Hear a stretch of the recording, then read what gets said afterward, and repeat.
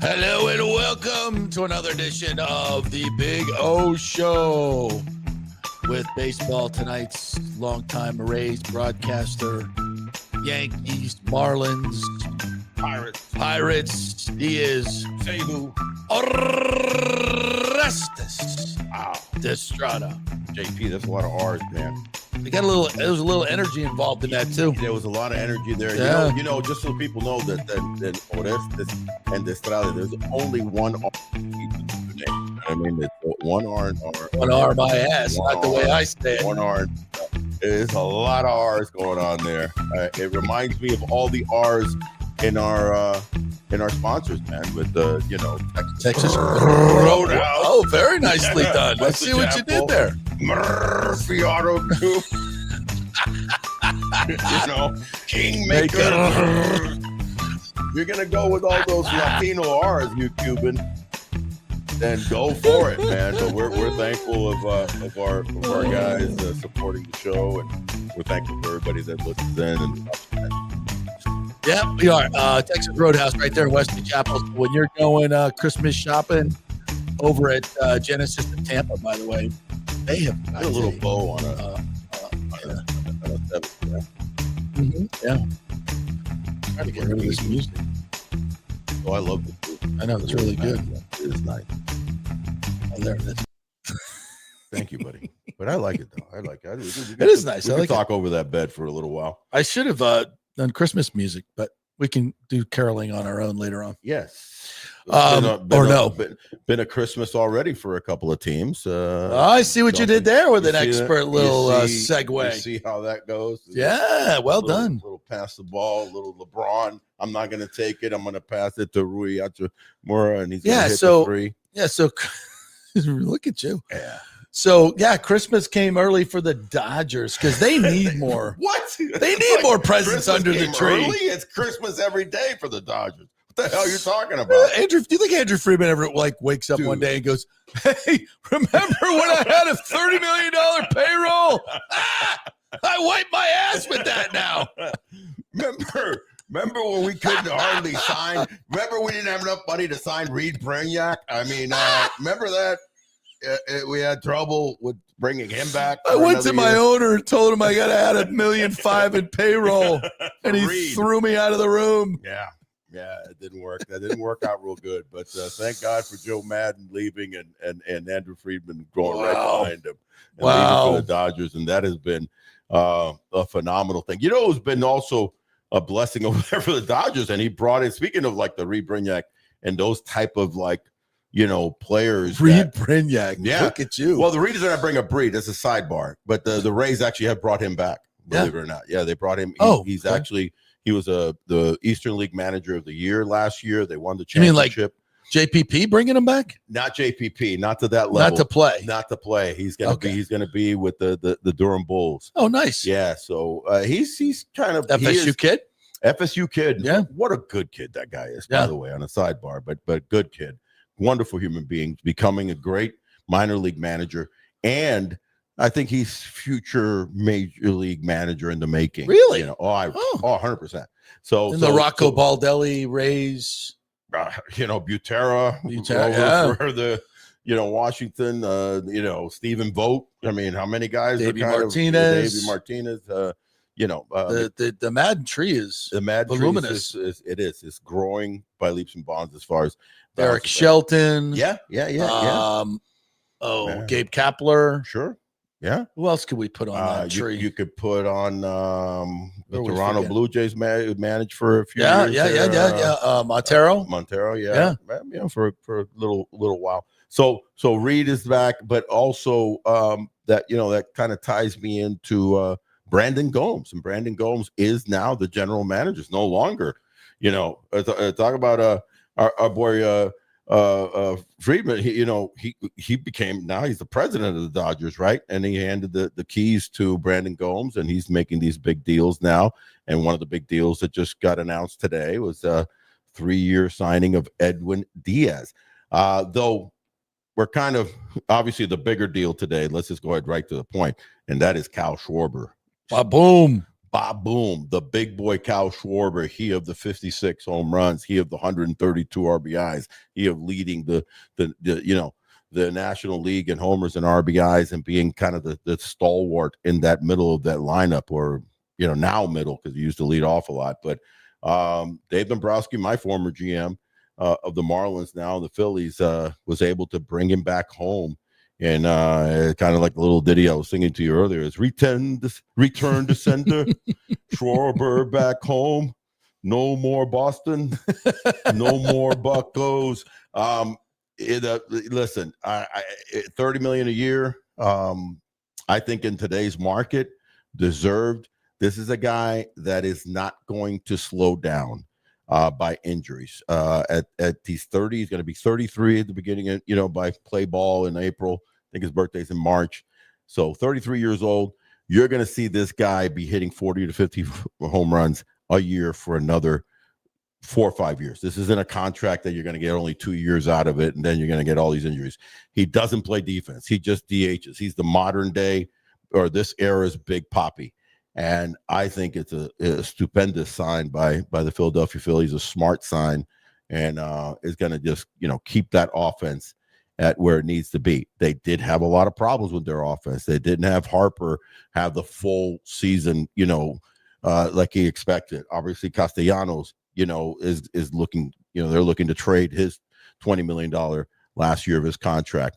But this is still a formidable team, and they just added their main piece to it. So I think that's a big deal. But getting back to the Dodgers, man, do the rich get richer, bro. Edwin Díaz.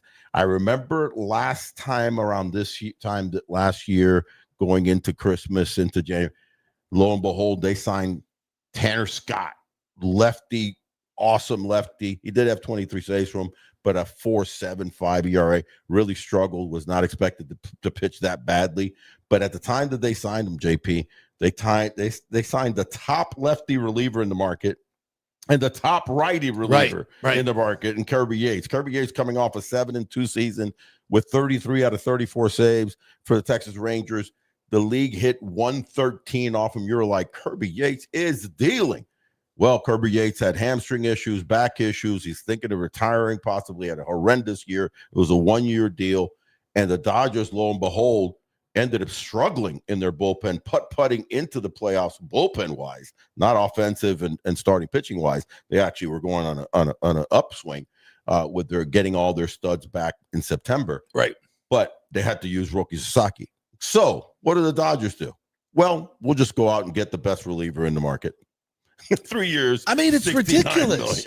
I mean, they can't allow this to continue. They have control. Baseball in every has to do something. Starting pitching, they got the best. First base, they got the best. Utility guy, all-star galore. Yeah. Mookie Betts, they got the best. DH, they got, arguably the best. Yeah. Right there, 1-2, different best in Shohei Ohtani compared Glass to now and Snell when they're healthy. And they were towards the end of the season. Yeah, they got both. Yeah. Yamamoto stud. Yeah. I mean, so you look at their payroll. Glass now's at the top making 32.5. Right. All right. Shohei at 28, although his base salary says is it's $70 million. Yeah, but they have to, use a portion of it to in the AAV type thing. Blake Snell, $28 million. Mookie Betts, $25 million. Freddie Freeman, $23 million. Yamamoto, $20 million. Teoscar Hernandez, $14.7 million. Blake Trinan, $13.5 million. Will Smith, $13 million. Tanner Scott, $12.5 million. Yeah. Tommy Edman, $12 million. Okay, all 11 of those guys are making more than what the Rays are paying their most expensive player, Yandy Diaz at $12 million. Yeah. And this was with Kirby Yates in 1 year last year at $13 million. So listen, they have the money. We talked about it last week. Their ownership is in the $7+ billion worth range, only behind the behemoth that is Cohen at 22 and Toronto at around $19 billion. So the reality is that they have the money and they're willing to spend it. Now they're creating a dynasty, and you're just adding other pieces to perpetuate this dynasty. Last team to win 3 in a row, the Yankees back in the late 90s.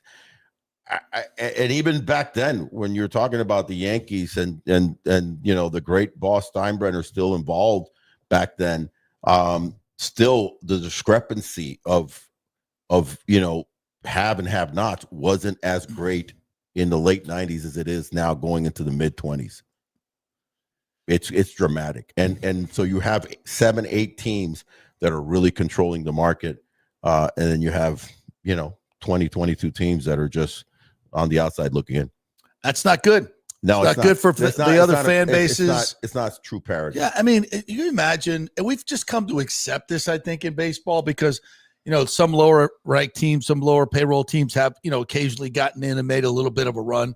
But in general, it's just all the big boys. Yeah. And you imagine like the Bucks being in a division and the Falcons are spending 4 times as much as they are. Right. People would no, we can't do that. Right. People would laugh it out. Same with NBA, same with NHL. People would be laughable. But in baseball, we allow this charade to go on. Yeah. And I think it's horrible for the game. It's getting to that point where the Major League Baseball owners and the players have to realize for the betterment of the game, there's got to be a cap and there's got to be a salary floor. The floor. That's I think the one saving grace of this potential lockout in going into a year from now is how much is the PA willing to agree to a floor, what that floor would be, and then conversely there'll be a max. So, but if you have that floor at a comfortable level, then everybody's getting paid. You know what I mean? And every team has to be competitive, and you can't have these teams that are having $70-80 million yearly salary type deals. Now you're up into, let's say, I think a proper floor would be somewhere around 120, 125, and you just have to, reach that. Considering that, right off the bat from day one, the league gives you about $110 million to work with. Mm-hmm. That should be somewhere near the floor, and then you make your money after that. Yeah. Yeah, I mean, it's just the money is there. There's no question the money is there. And some players will revenue more. Yeah. Where they're not right now, actually. The players make about 48% of total revenues in baseball, whereas in the other leagues, it's about 52%. It's a lot of millions of dollars. If they bring up tens the of millions floor then and have a floor, then there'll be more money overall for the players. So it's just, the players – the union is great, but it's so top heavy in terms of the stars make a large part of the money, and it's not. They tried the last CBA, and obviously they did achieve a small victory. And when you look at it, in face value, you'd be like, well, that's a big victory. So they went from like 540 or 550 for the minimum payroll to a first-year player or whatever your minimum salary went up to $770. So it was like a $220,000 swing a year, but it's still the discrepancy we're talking about is tens of millions of dollars that can be had by having that 4 or 5%, push upwards by having a floor. It's going to be talked about, and deals like this are going to add to the flavor of like, should there be a cap, because it's just too many have-nots. You have Pittsburgh in there offering him, that being Kyle Schwarber, a 4-year, $120 million contract. There's the $30 million a year, but it's not going to play, man. Pittsburgh, that's all the money that they would have. So there wouldn't be anybody. Right. Kyle Schwarber will be playing with nobody, AAA guys. Yeah. And if Kyle Schwarber was giving $30 million by the Pittsburgh Pirates and $30 million by Philadelphia, which basically he's going to go to Philadelphia. Of course. Edwin Díaz is going to go to the Dodgers instead of going to Pittsburgh if they offer him, the $23 million a year. Right.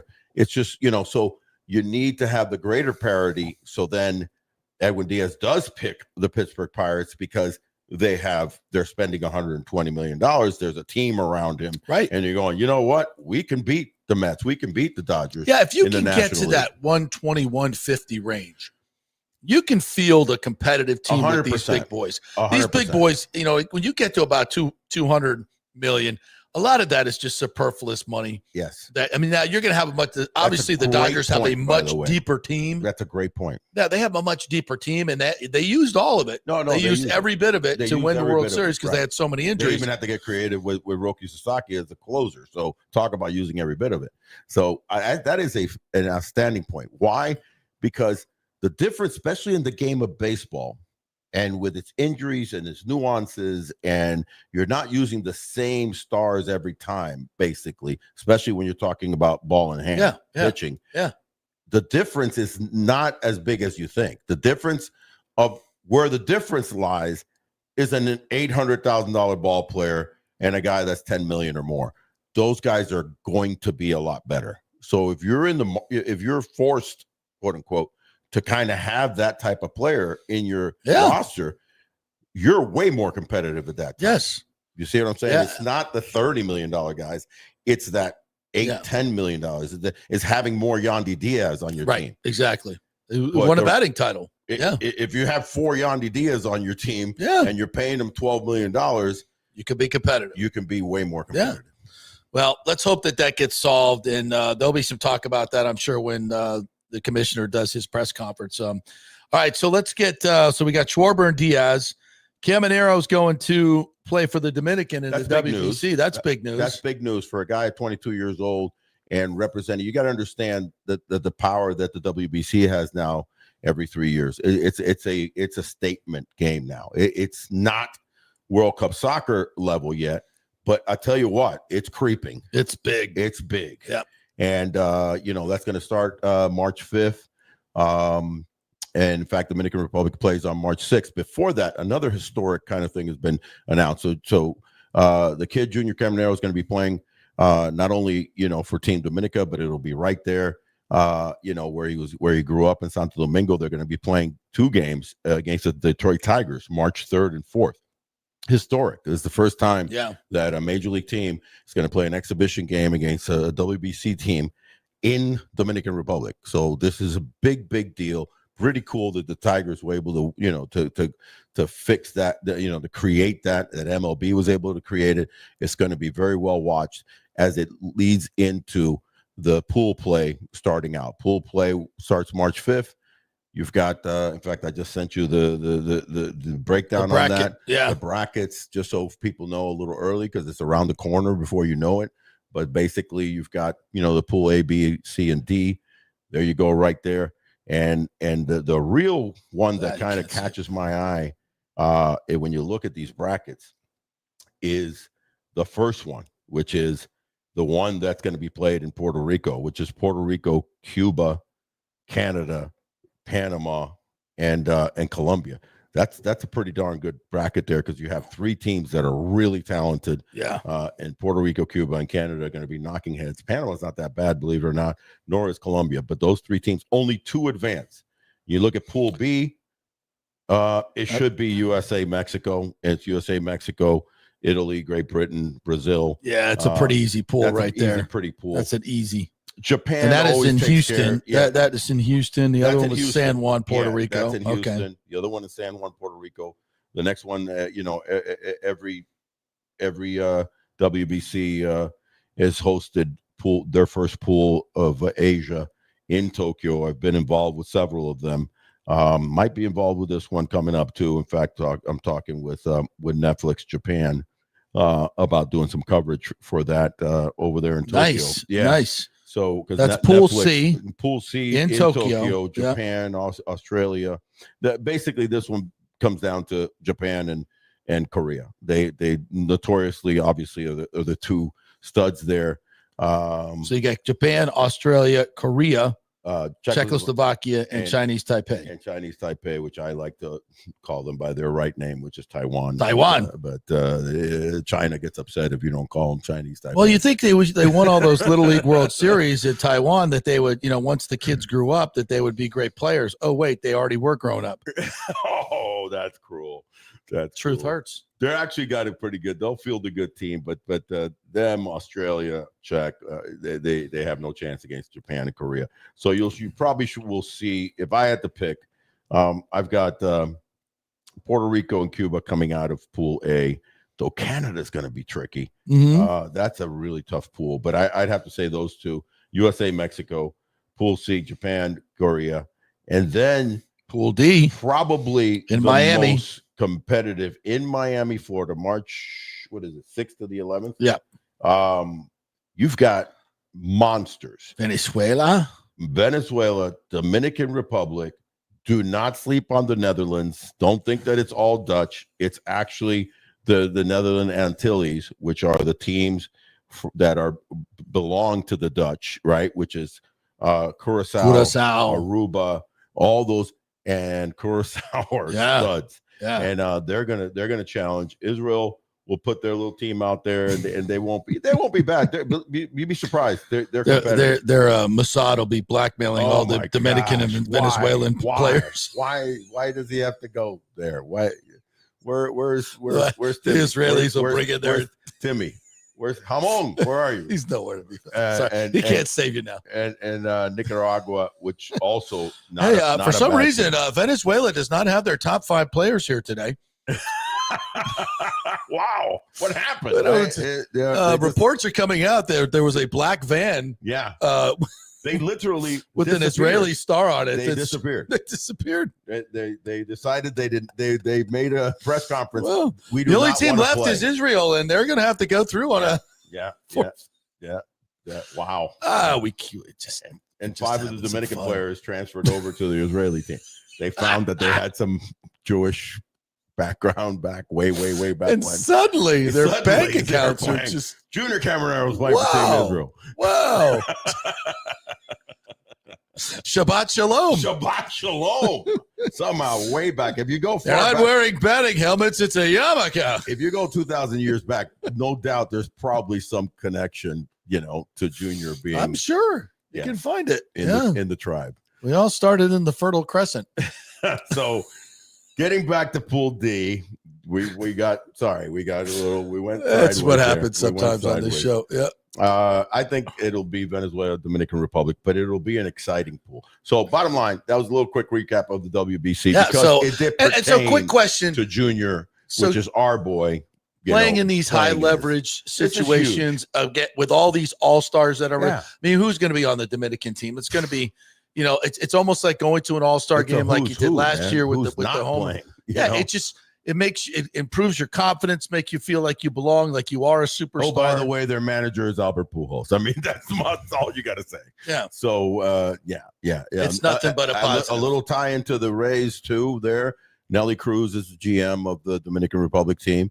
So he's the guy that's going out and kind of meeting personally with some of the Dominican players in the major leagues to get them to join the team and play for Team Dominica. They're not having a problem,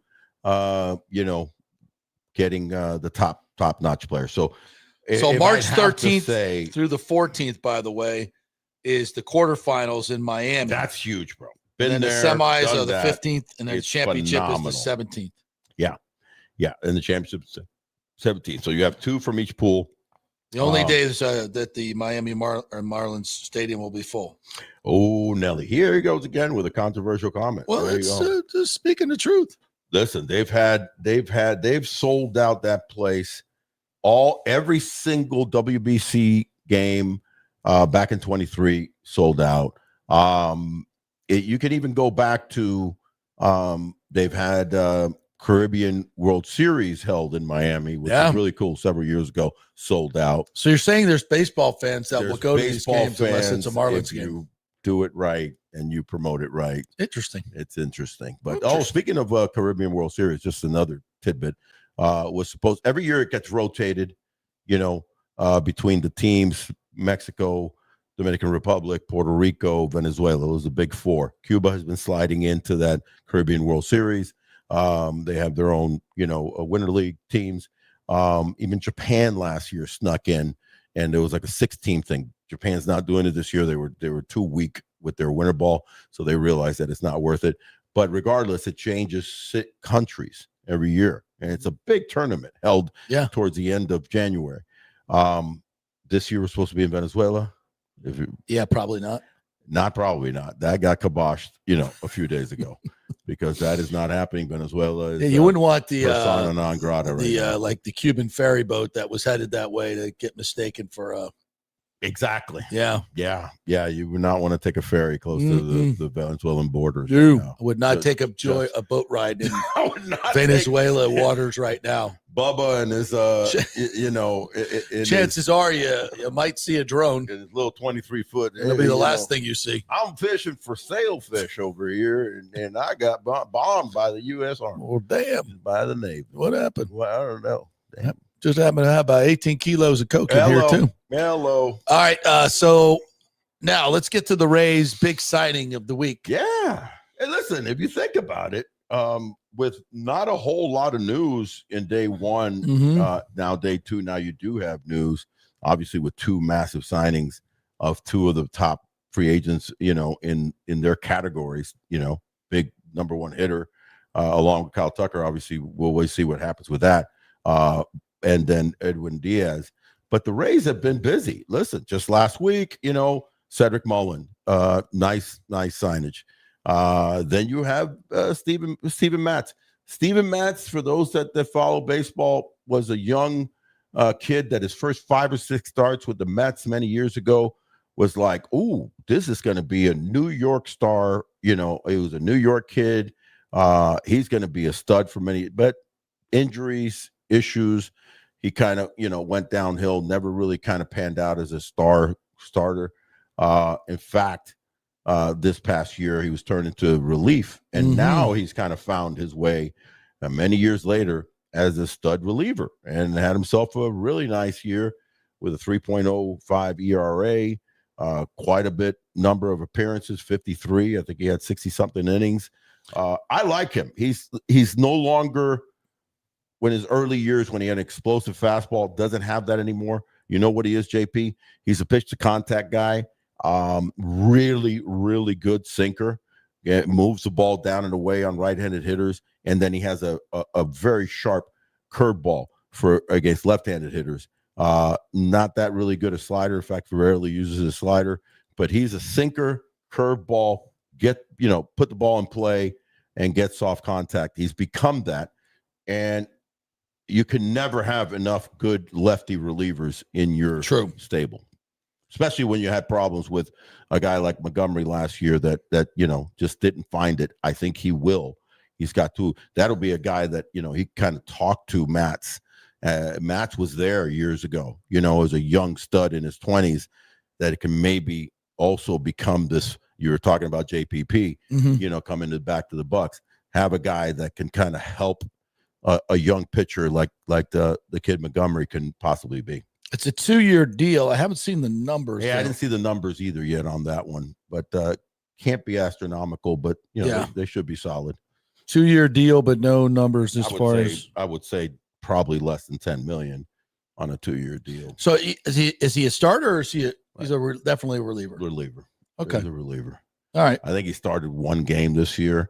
But now you're seeing that 76 innings pitched, 59 strikeouts, 1.10 whip, 5-2, 3.05. Yeah, it's solid. It's solid. It's solid. He's transformed himself. And here's the thing about a left-hander that can get outs. You could pitch till your arm falls off, because he's had a lot of injuries. He's had a lot of injuries. But if you can figure yourself out now and pitch in short bursts and not be the starter that has to throw 150 innings, 200 innings, now you can kind of hang around the game for quite a while, even into your late 30s, by getting, soft contact outs. You put him in the realm right now of a Ryan Yarbrough re-signing with the Yankees. That's the type of pitcher that we're talking about. All right. And maybe some deals on the horizon.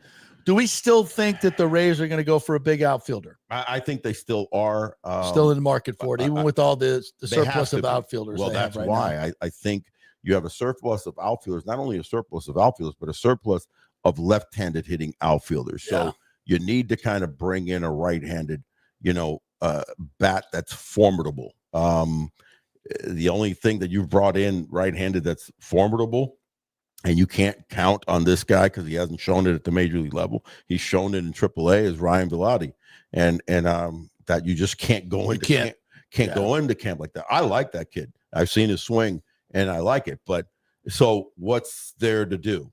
Shane Baz is being rumored now. Houston is kind of been talking, sniffing around. Yeah, because Houston just lost their big, free agent, the guy that in Framil Reyes they're not going to resign. So they got a big right-handed bat. They have some big right-handed bats, but familiar one. Oh yeah, no, Paredes, it's not happening. Isaac is not coming back our way. Maybe, too bad. Well, we already got it. Too bad we couldn't get him. Give him Baz and Morel back for. Yeah. Give us back our guy. No. No. Can he play second? Who? Paredes? No, but play anything but third. I don't think they're giving that guy up. I don't think so either. So if there's a trade with Houston to be had, listen, I still believe the Rays are in quasi. You like Andujar? I like Andujar. I don't know if they're talking to him. I have no idea. I keep on looking to see what the rumor mill is around that kid. But I think he would be a cheap signing and a good, maybe it's a situation where like they're letting the market devalue him almost. You know what I'm saying? Like if nobody's jumping on him, then they can jump on him for cheaper later on as you get closer to spring training. Why sign him now when there's not a great hullabaloo about him? But I think he could be a surprise guy with some pop from the right side. But he hit 318 last year with 10 home runs between the Reds and A's. Man, this guy's got only 321 at bats. Yeah, he's got an electric bat. He's just had a plethora of injuries after that great rookie season with the Yankees when he hit like 27 home runs.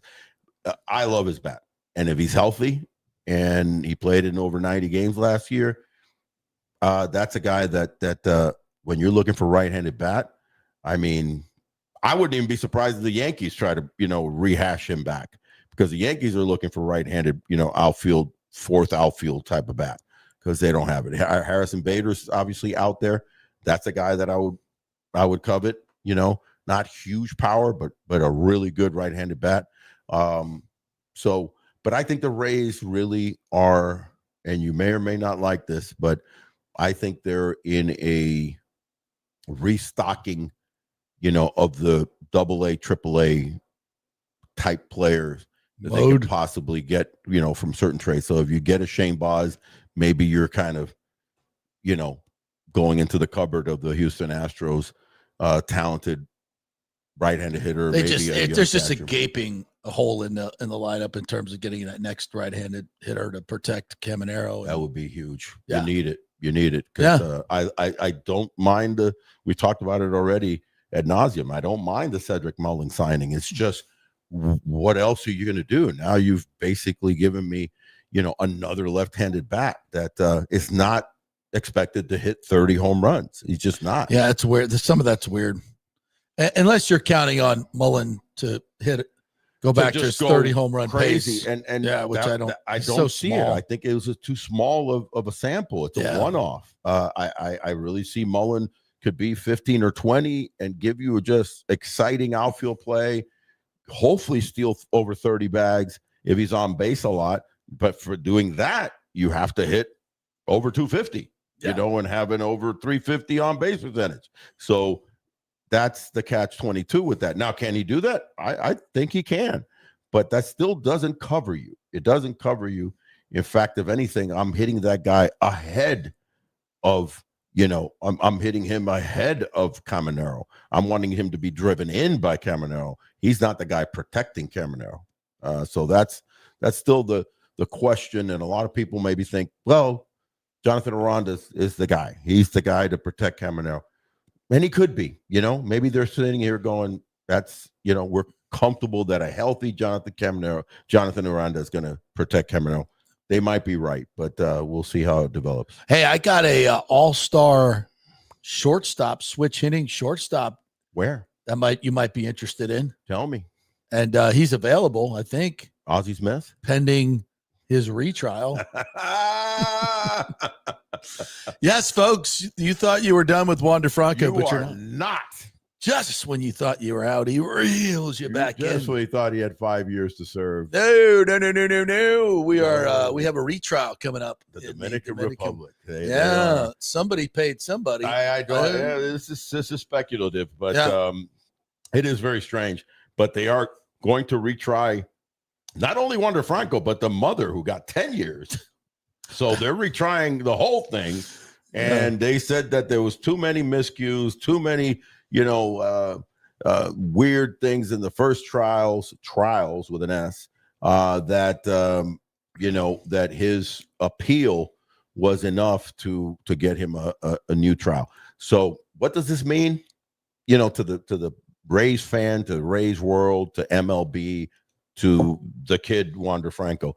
What it means is that if he can get exonerated, at least he'd be able to go play baseball elsewhere. And by elsewhere, I really mean one spot, and that would be the NPB. That would be the Nippon Pro Baseball. The Japanese league would welcome him. They would not welcome him like, hey, we don't care what you did or did not do, but they will accept him because they notoriously don't get into that type of the politics as long as he's been exonerated. And he can play, and he can travel on his visa. He can travel on his visa. They'd pay him millions of dollars. That's his best chance because he is not. And I don't MLB like blanket statements, but I think I can make one here. He will never play in a Major League Baseball game again. I do not see it because even if he gets exonerated, there could be a lawsuit now by him and his people of wanting to get back into the league. Maybe a lawsuit of wanting to get his money reinstated. Because remember, he was getting paid all until he finally, the trial when he finally got indicted, and then he got on the restricted list. Right. And then once you get on the restricted list, then, you stop getting paid. Yeah. So he could go after all that money to get off of the restricted list. That's going to be an interesting thing. But as far as him playing in a Major League Baseball game, I have to agree with MLB that they probably won't allow it because think about the Houston Astros for how many years, still to this day, when they go play at an away game. Oh, yeah. People are like banging on trash and they're doing things and you cheaters. This is just that. Yeah. This is a monumental thing that I don't think will get, excused. The Rays owe him 180 million, 160 million, whatever it is. Probably, more like 160 because he's probably made some of that. But so anywhere between 160 he and 170. Could sue. Would the Major League Baseball Players Association go to bat for him? You would think they would. I mean, they should. If he gets exonerated. Yeah. Then you have to defend your player. If he's exonerated, then you're going, there's no guilt, So then what do the Rays do as an organization? I think they lean on MLB and what the decision comes from MLB. Because there's a little precedent here with Trevor Bauer. There's a little precedent with Trevor Bauer. Trevor Bauer was an interesting case several years ago. He was, in the news and being, charged, so to speak, or sexual assault. Accused of sexual assault. And the woman never went to trial. But it was very, very ugly from what she was saying. And that caused MLB to basically shun him. Because they do their own investigation. They did their own investigation. They came back and said, there's enough here to kind of like blacklist you, and you're not getting paid. Oh, by the way. Right. And he goes off to Japan, gets exonerated. But remember, the Trevor thing is a little different because Trevor was like he is, kind of a hot, controversial character. Right. And I think if he would have just been your normal Major League ball player that got into an extortion deal, he would have been welcome back. But he said a lot of crazy stuff about the commissioner and MLB. So this is a different case. This one is more, tricky when you're in the climate of the Jeffrey Epstein climate. Mm-hmm. This one would not go away. Yeah. I would think Major League Baseball would go to the mat to not have that. I don't think the Braves will ever have to pay that contract out. I don't think they will either. I don't think they have to worry about it. I don't think they have to, worry about him ever coming back to play for the Rays either. Yeah. I don't see that happening. Which hopefully Carson Williams can, become that superstar shortstop. He's got a long way to go with the holes in his bat. He does. But there's power there. There's some good defense there. There's speed. There's a great athlete. I mean, good size. He's got everything. He just has to get his strike zone in order and stop striking out so much. No, that's one where I feel that should not be having to gun for a shortstop right now to replace, to put in place of Carson Williams. I give him every opportunity to show that he's bettering himself as we speak today on Tuesday, that he's working on his swing. He's got all the other tools pretty down pat. Great speed, great body, great hands. I mean, they've got this guy, as a plus defender, plus runner, plus arm. It's the stars plus in the power. making. Plus power. It's just, and he did a little bit better job, after struggling early on not chasing balls out of the zone, but he still wasn't thumping. But I just want him to try to just concentrate on going. It's interesting. We talked about, I don't think we did actually. And we were going to, you and I were talking about it yesterday, Jeff Kent, getting inducted into the Hall of Fame. And Barry Bonds is not. And Barry Bonds is not. And if anybody had a lot to do with Jeff Kent getting into the Hall of Fame, it was the 6 years in San Francisco playing around Barry Bonds and the help that it gained, whether he was hitting a lot of fastballs or ahead of him or behind him. You saw a lot of fastballs. You didn't want Barry Bonds to come up with, it's just you're getting a lot of fastballs, and it changed his whole game. But he also did, say in his interview after getting the surprise, because he wasn't expecting. He was in his farm with his grandkids, and he got a call. He says, "Man, I'm in cutoff jeans, and I didn't even know I was going to get this honor." But he was very, humble about it. But he did say that the 6 years when he went to San Francisco, one of the other really impactful mentors was manager Dusty Baker. Why? He specifically said, because Dusty Baker changed my approach at the plate and told me, you've got to shorten your swing and go to the opposite field. He ended up still hitting homers. Right. But he shortened his swing, and he said, more contact. Until then, I was this strong middle infielder, bigger than the most, and I was trying to yank all the time and pull the ball. That's Carson Williams. Yeah. So if somebody can get to him early and get to him to go, listen, kid, I want you to, every time up, look to right center, pick out a sign in right center before you pick up the pitcher. So you have that last thought in your mind that every pitch, I'm going to try to hit that sign in right center. And then you're quick enough. And what happens with hitters is that they don't realize that they're quick enough to still hit a fastball in. Right. They really are. It's just that you're thinking about the fastball in. So what happens is you open up. Now they're breaking you away, especially at the major league level. Mm-hmm. Once they know that, and they're more crafty, they're more talented with sliders and with breaking pitches and changeups away, that you're here instead of staying here and hitting that ball to right. Yeah. Especially as a middle infielder, don't think about wanting to hit 30 home runs. Think about hitting 15 to 20, but have your average get up into the 270s. Making contact. Get your on-base percentage into the 350s. With that speed, I mean, it really is the same thing that you would need to say to Cedric Mullins. Let's make solid gap-to-gap contact, and that kid could be an all-star. I'm really high on him. Now, that's not the right-handed hitter that we're needing behind Caminero. I have him in the 7, 8, 9 holes, Right. You need somebody else that has that experience that's a thumper. We are brought to you by the great folks at Texas Roadhouse Wesley Chapel. Fantastic steakhouse. Really, really great food, and it's kind of a family joint. Our good friend Tyler Hamilton over there is the managing general partner. He runs it like a family business, and they have tremendous, tremendous staff there, and it's great food. Hey, listen, I will tell you something. TRWC, as I call it, over there on Highway 56.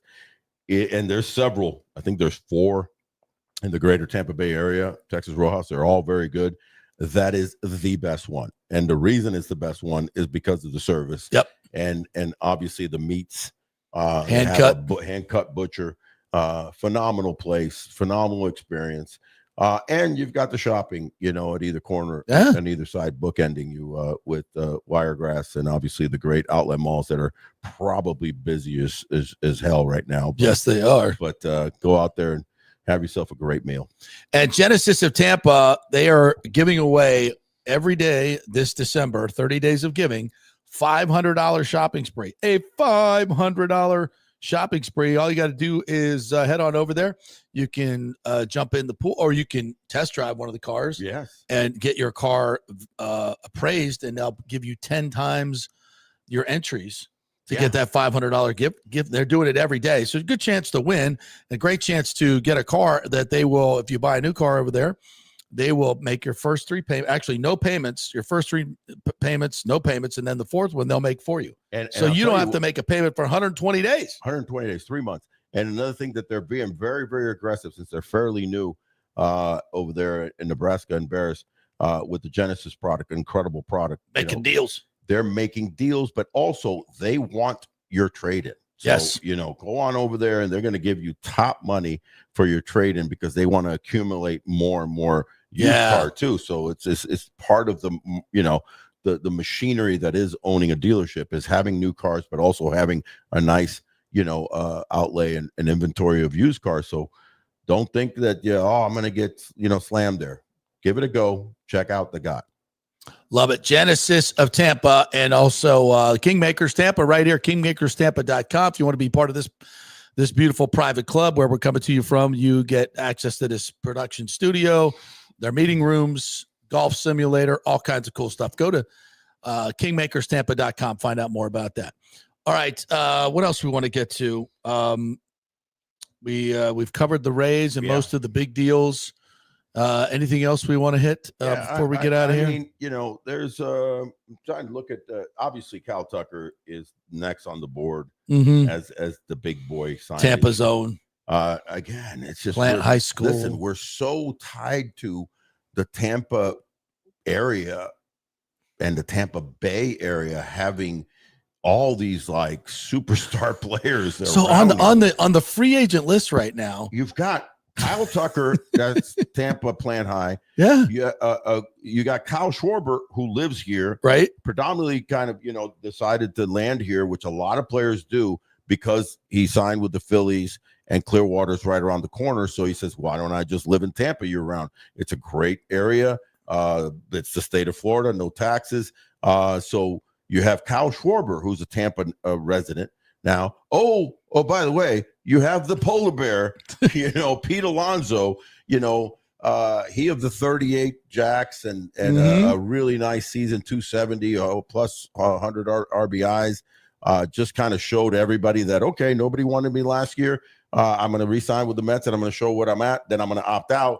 And he's a Tampa guy, and he's being coveted right now. They were coveting Kyle, and Boston Red Sox were coveting Kyle, both Kyles and Pete Alonso. So the Mets have their hands full to try to bring that big hoss back. And even though they say that's a top priority, he's interesting. And by the way, the Baltimore Orioles are hot and heavy about Pete Alonso. So you've got Tampa just swirling all over the place with some of the top, free agent bats in all of baseball. Harrison Bader also. Yeah. He's a Tampa guy. He's a Tampa guy. Harrison Bader. Just so many guys that are in and around the Tampa Bay area that are prominent in the free agent market, and possibly, even some of the guys that are being considered for being traded. So, that just adds to the beauty of what the Tampa Bay area has become, that players want to live here in their offseason and make this their home. So Andrew McCutchen, he's 39, Andrew McCutchen is an interesting guy, but then you're from Haines City, I believe. Yeah, he is. But then you're kind of falling into Andrew is basically Cedric Mullins. Yeah, same guy. So he's a right-handed bat. I give you that. I wouldn't say no to Andrew McCutchen. What about Ozuna? Marcell Ozuna. Marcell Ozuna is limited. 35 years old. Yeah, DH. the only that's the problem. He's no longer a left fielder. Yeah. So he's no longer a viable left fielder. So bringing in Marcell Ozuna would be a signing off of a trade of Yandy Diaz. Mm-hmm. So if you're trading Yandy Diaz, to the multiple teams that are being, bandied about Yandy Diaz. By the way, the Seattle Mariners are hot and heavy about Yandy Diaz. And they've got a lot to give. They've got a lot to give. Yeah, they've got a lot to give. So that's an interesting one. San Diego, is also interested in Yandy. They're also interested in Brandon Lau. So until you see those two guys and what happens there, Marcell Ozuna doesn't really fit the mold right now. But he could because if they do trade, I would love to bring that bat in there. Mm-hmm. Rob Refsnyder is a left fielder, 35 years old, 2.3 WAR. Yeah, no, it's Tommy Pham's out there. No, Tommy Pham. No, I love Tommy. I love Tommy too, but I mean, it's Tommy's a red ass. Tommy's a baller. He's a red ass. Tommy Pham does not take prisoners, bro. And I loved him. I loved him as a Ray. Back some heads around. But that's not the guy again. You know what I mean? It's not Bo Bichette. Yeah, jeez. Yeah. You're not getting Bo Bichette. You're not getting Bo. As we sit here today, though, and we'll end on this. Yeah. We just talked about a lot of different things going on. Yeah. Yandy, what could you get for Yandy? What could you get for Brandon Lowe? Sure. Brandon Lau. Yeah. What could you get for Josh Lowe? There's a lot. What did you get for Shane Baz? What could you get for Shane Baz? Do you get a sense that in 3 months, as we go to spring training, it's a lot of the same guys and no big moves are made? No. Or you get a sense that Yandy could be moved and this could be a whole new team.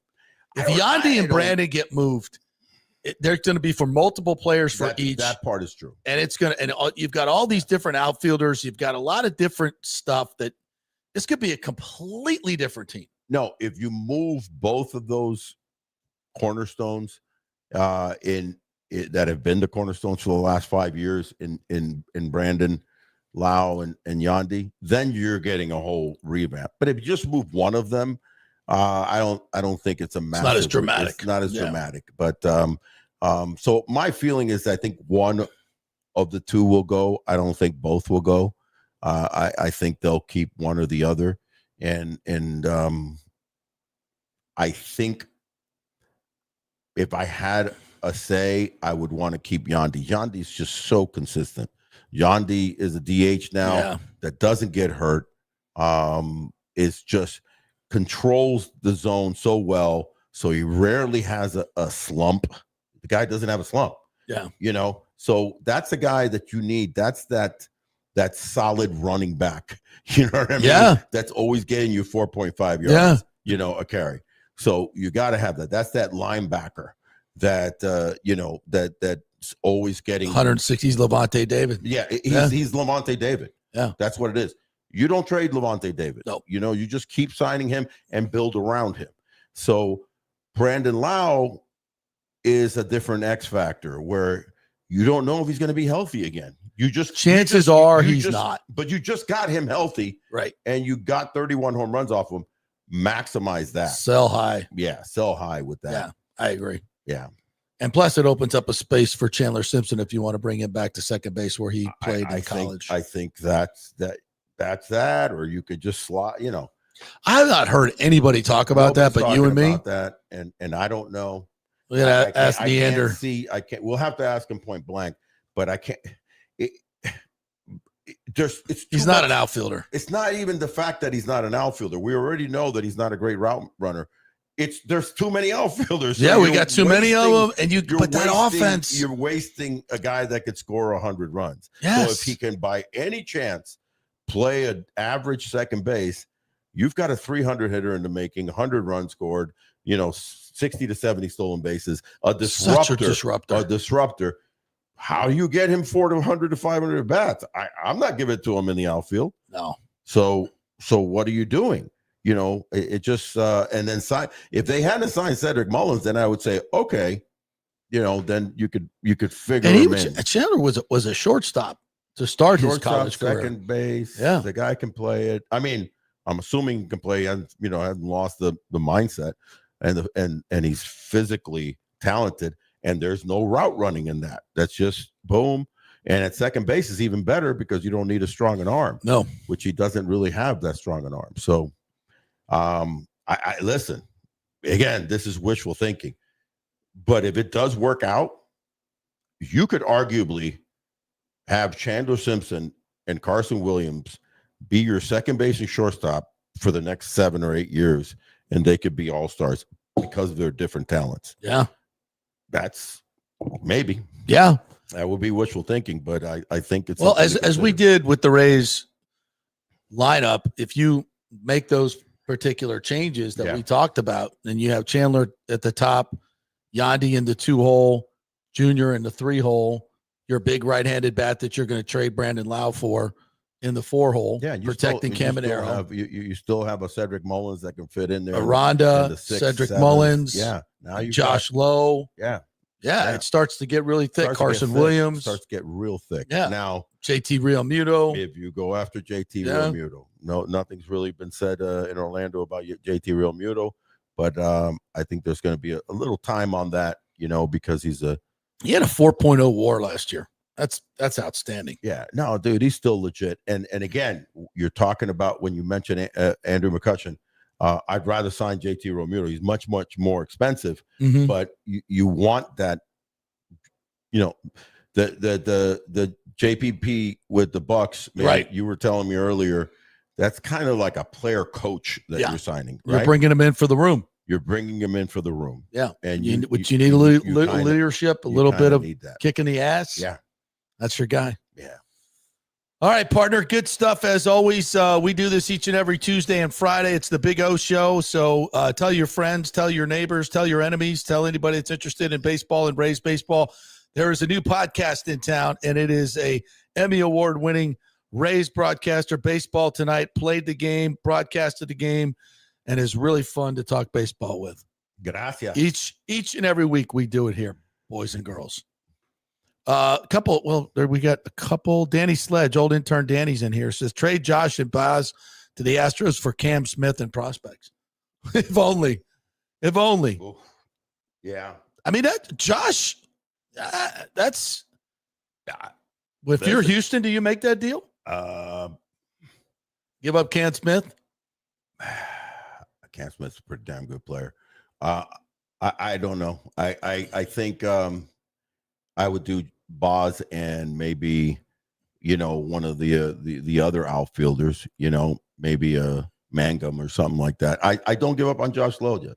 I don't give up on, how I feel about him. I'm with you, Danny. I'm throwing him in a trade package. You get me Cam Smith back?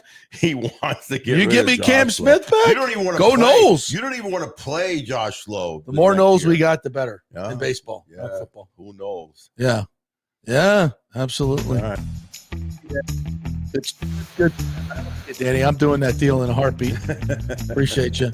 All right. Thank you to Texas Roadhouse, Wesley Chapel, Kingmakers, Tampa.com, the Murphy Auto Group, Genesis of Tampa. Get on out there for their 30 days of giving, win a $500 shopping spree and all kinds of fun stuff. Anything else you want to tell the folks? Stay tranquil. What happened to our music? There we go. Now you can stay tranquil and trouble. Absolutely. Have a great day, everybody.